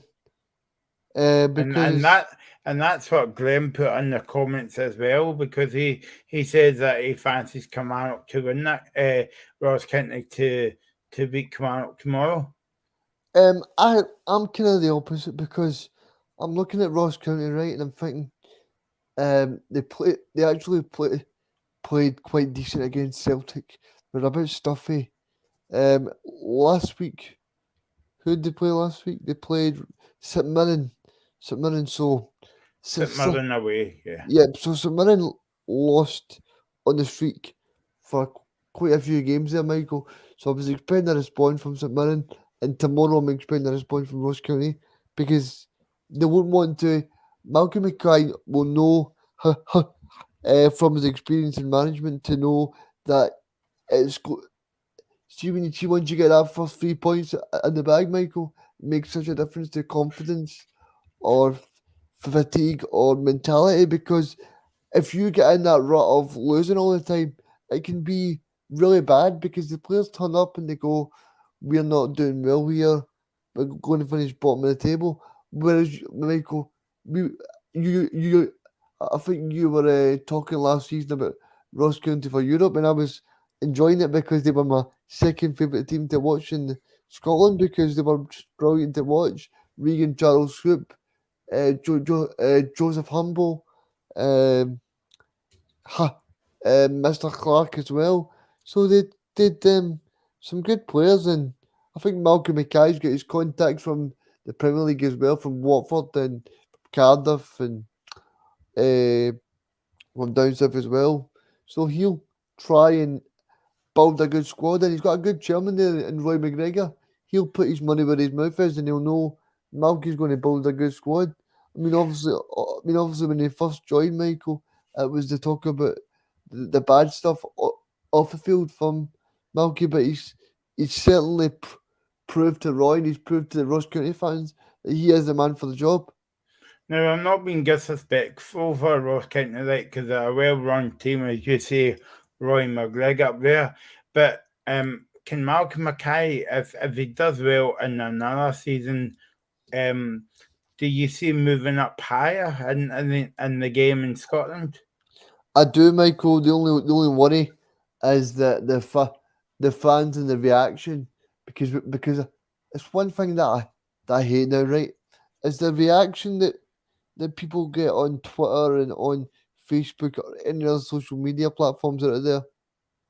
Because, right, okay, this happens, but I think these things always follow you around, Michael. I think that's the bad thing for Malky, is how the social media reaction will be, because we know how big a part social media can play in general life and also for football clubs now. Let's move on to the last game of the weekend now, Regan. St Johnstone against Aberdeen. You would say maybe this is a sticky one for Aberdeen going away to St Johnstone, but you never know in football. Yeah, I mean, St Johnstone actually a bit unfortunate against Lee Johnson's side the first day of the season. You'll need to remind me who they played last week.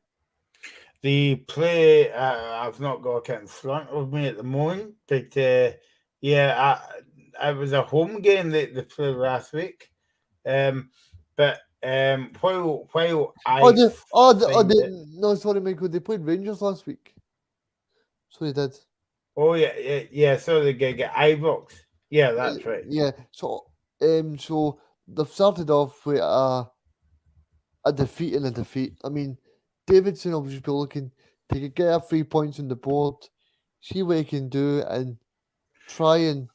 Are you surprised Davidson's not away yet?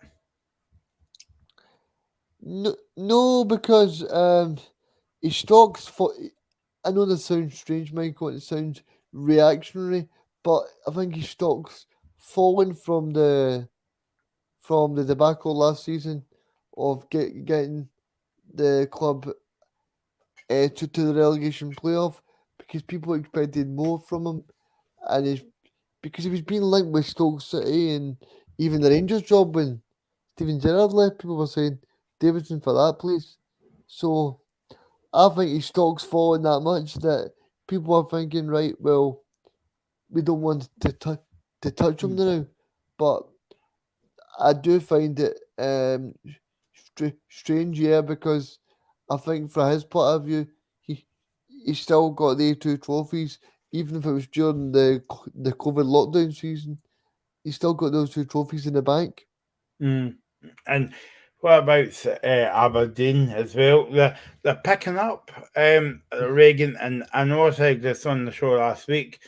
They had a few wins in the League Cup. In fact, they never conceded a goal until they came to Parkhead in the first game of the season. But and I know people saying, well, it's only Raith Rovers and most lesser teams. But at that point, you get last week on the show, you can only beat who's in front of you.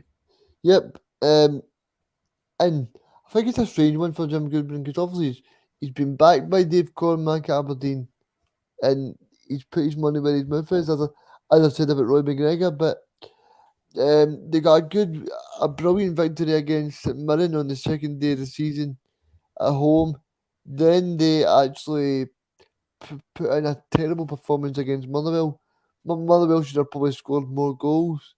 So I think for Jim Goodwin, he'll just be hoping that they can build a bit of momentum, try and get more points on the board and see where it takes them, because Aberdeen fans want more, and Aberdeen fans in Scottish football perspective, their fans deserve to be in cup finals and going back to the glory days of the 1980s under Sir Alex Ferguson and those famous nights at Pittodrie, because they're a big fan base in Scotland, Michael, and they want to see their team back there. They want to see their team winning in the Scottish Cup and in the League Cup. I mean, obviously they've got that famous victory against Inverness in the Scottish Cup when Derek McInnes won them that at Celtic Park, I'm sure. Yes, Celtic Park, yeah. Because was that not the year of the Commonwealth Games as Commonwealth well? Games it was, aye. Yeah. So obviously they've got that Scottish League Cup victory under Derek, but even under Derek they can underachieve because they got to so many cup finals. But the bad thing for them was, Michael, they got in the middle of a Celtic's Brendan Rodgers quadruple treble Celtic.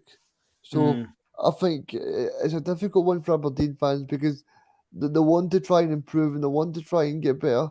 But also you've got a very good team in Giovanni's Rangers and Ange Postecoglou's Celtic. So they'll just be hoping to get amongst Robbie Nielsen's side and trying to push for that third and fourth places, because for Aberdeen last season, right, as much as Stephen Glass and Scott Brown and Dave Cormack tried the experiment, it didn't work out. So it's important that they bounce back properly and they get in that top six again and build for there, because let me tell you, Michael, Aberdeen fans will not accept it, and they'll be waving red flags if they're not happy.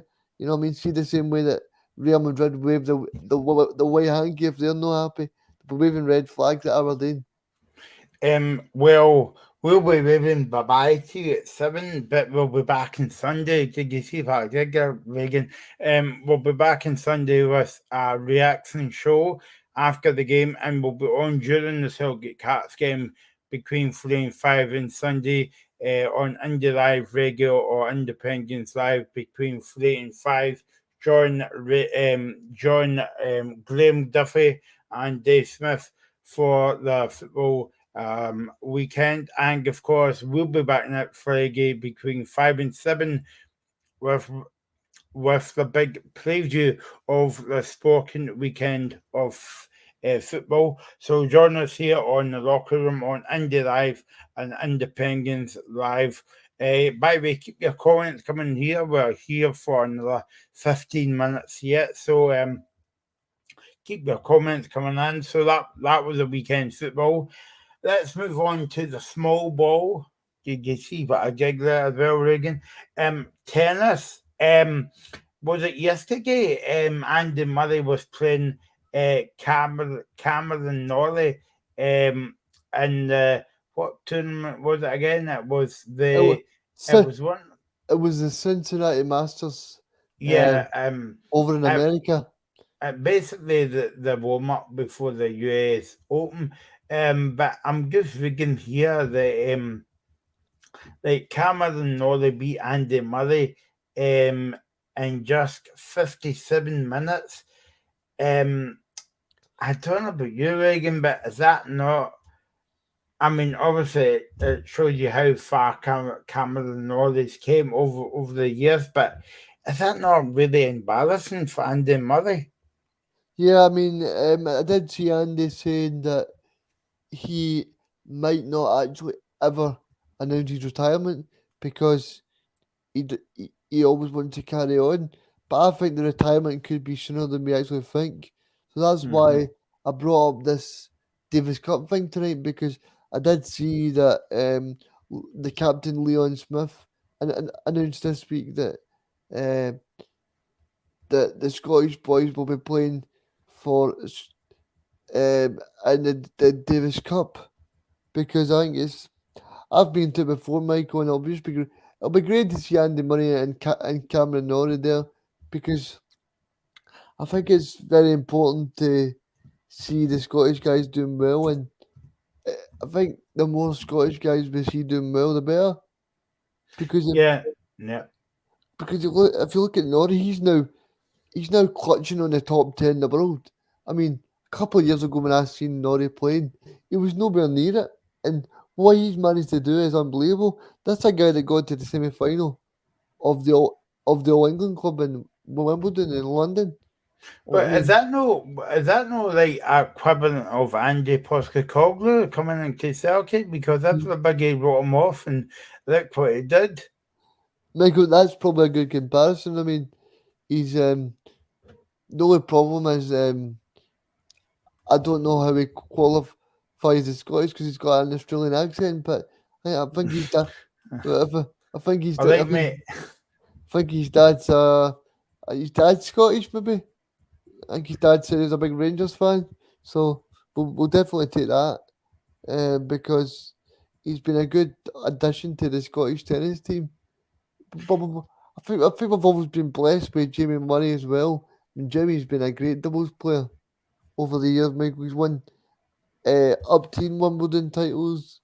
Andy's won 2 Wimbledon. Obviously, won that famous one in 2013 when he beat Novak Djokovic, and then he beat Milos Raonic in 2016. So, and also he won that famous Olympic gold twice. He won it back to back, which people forget. He beat he beat Federer in London, then he beat Juan Martin Del Potro in a 5-set thriller in Rio. When I remember being up all of us watching it in Rio. It was something else. What how? Yeah, of course. It's between the 14th of September at Scatsby Davis Cup in Glasgow. How happy are you to see that the Davis Cup back in Scotland, a big event like that coming to Scotland? Yeah, I think it just shows you the actual improvements that Glasgow's made in terms of sporting context, because I think over the years we've kind of dried up with the sporting venues, but I think now when you've got the Emirates Arena, you've got Celtic Park, you've got Ibrox, you've got Hampden, also you've got some good venues as well, because we've also seen the snooker championship being played at the Emirates as well. So it just shows you that we've got a multi-sport country, and we've also got would it be right in saying the Scotland team as well, when you get the toll cross for swimming as well. So you've got loads of venues where you can host all these sports, and I think it's only going to be beneficial for Scotland if we can have that exposure to bring somebody like the former world #1 tennis player back to his home country, because these are memories that people will never forget, being there to watch that, Michael. And if it's in his own hometown, I'm sure Andy Murray said in Cincinnati that he's been injured, but I'm sure he'll be doing everything possible to get there in Glasgow because he won't want to miss possibly a final opportunity to go out in front of that Glasgow crowd at the Emirates Arena, to be there and to be on that centre court and hopefully be bringing the Davis Cup home. But one thing Yeah. I just wanted to mention, Michael, did you actually see there is a kind of Ryder Cup tennis event happening? I And I never saw that. No. it's like the Europeans against the rest of the world, and they said that in this event you'll have Federer, Djokovic, Nadal, and Andy Murray all playing for Europeans against the rest of the world. So that, to me, Oh, that's that'll be good. interesting. Yeah. That's going to be interesting to see all of those players playing. And is that going to be next year or this year or? No, that's going to be this year, and I'm guessing the O2 Arena in London. I need to check Right. it. Okay. Need to check Yeah. when that is so I can buy myself some tickets. Yeah.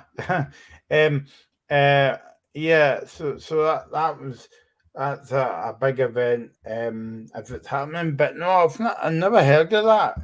I need to look out for that as well. So that's good. So that's the Davis Cup, and coming to Scotland again. I wondered what you thought about this, Reagan. After the Commonwealth Games 2 weeks ago, I think it was the chairman of Commonwealth Games Scotland basically came out and he never said yes or no, but he never denied it anyway. But he said the Commonwealth Games might be coming back to Scotland. That would be brilliant to see. I think it'd be great, Michael. I mean, I was at every Commonwealth Games event possible. I think my family was fed up saying, "Are we going here today?" You're like, "Why do you want to watch table tennis, badminton, swimming?" Like these are sports that I would never usually watch, but because they're in your backyard, you kind of feel obliged to go along and see it, and it'd be great because I think we showed the last time we've got great venues. I mean, I think we used with the Brighton team, we used a hydro for the gymnastics and the boxing as well. Yeah, We've yeah. got great venues. We've got the SEC as well. We've got the hydro. We've got so many venues that we can that we can take advantage of. And that was the first time we saw the post day. What's the name again? The boxer. Oh, Charlie Flynn. Yeah, that's right. Yeah. Yeah. So he made his name at the Commonwealth Games. So yeah, I'm going to go back to football, Reagan. Right, and On we're you going go. to speak about football. Sorry, we're going to speak about the TV deal that I'm so happy about. Because it came out today that the FPFL will be inviting bids for rival broadcasters if Sky Sports turn down the opportunity to buy the $2 billion sorry, not $2 billion, but basically to buy the rights of the Scottish football deal. Reagan, would you welcome that? Would you welcome other broadcast companies coming in to rival Sky, or maybe outbid them with more games?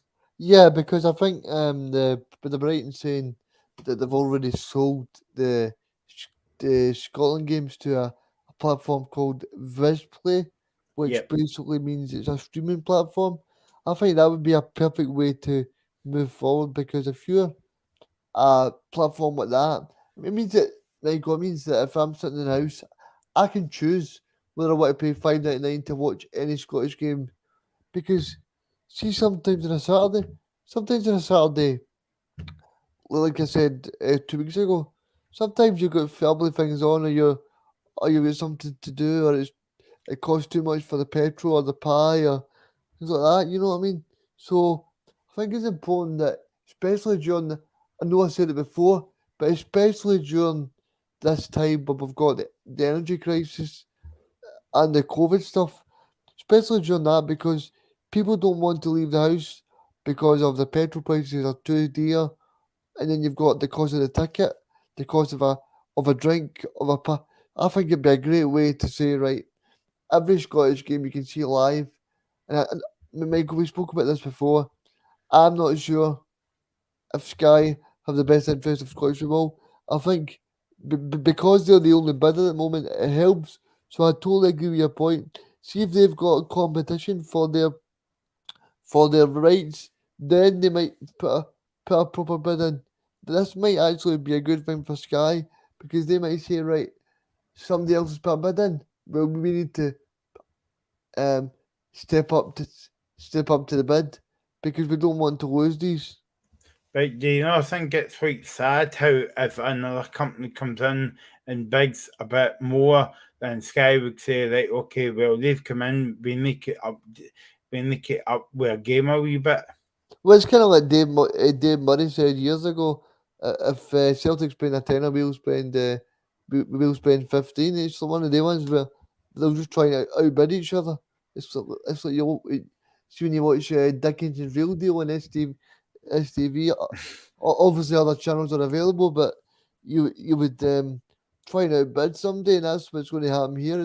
It's a bidding war, as they would say in broadcasting deals. But I think it's about time that we had somebody like Amazon Prime or BT Sport come in and just totally revamp the whole thing.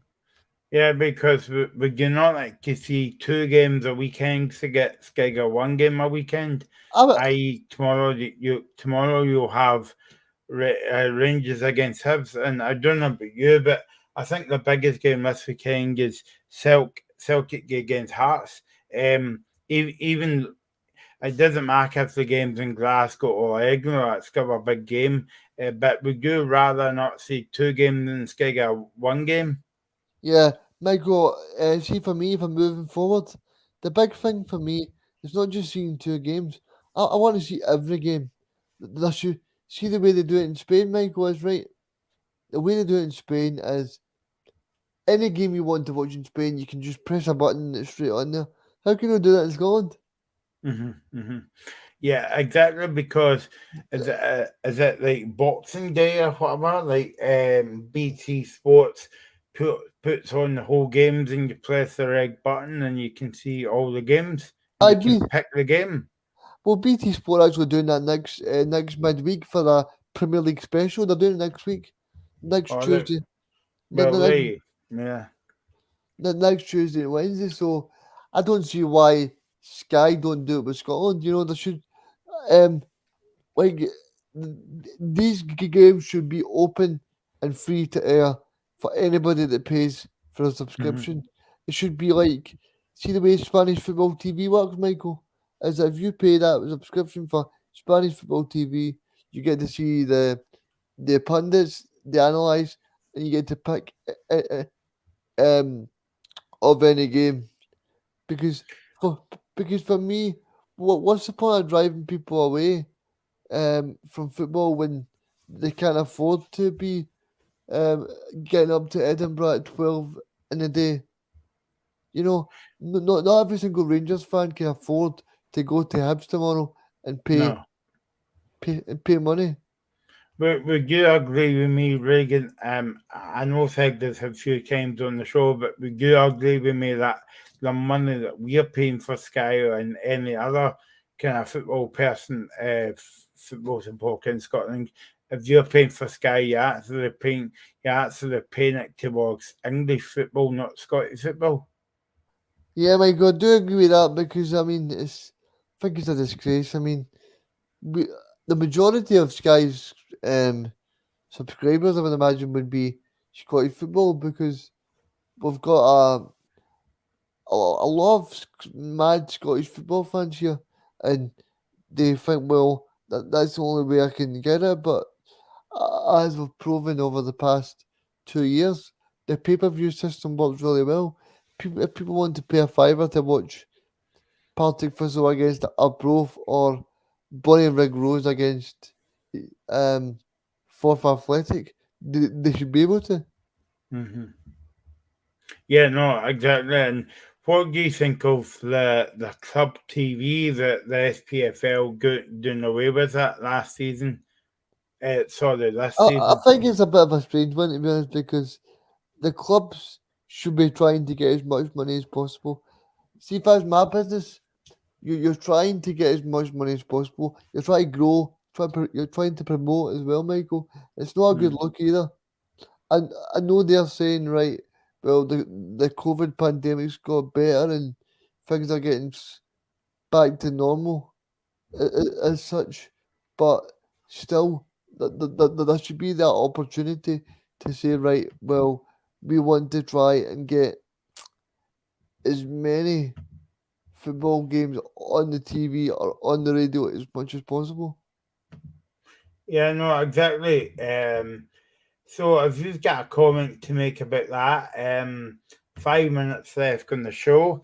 You can do that by going on to the Twitter and look for Indie Locker Room Indie on Twitter. And believe it or not, Reagan, we're on Facebook as well. So if you want to look for Locker Room on Facebook, just type in Locker Room and post a comment on there, because I feel though over the weekend, Reagan,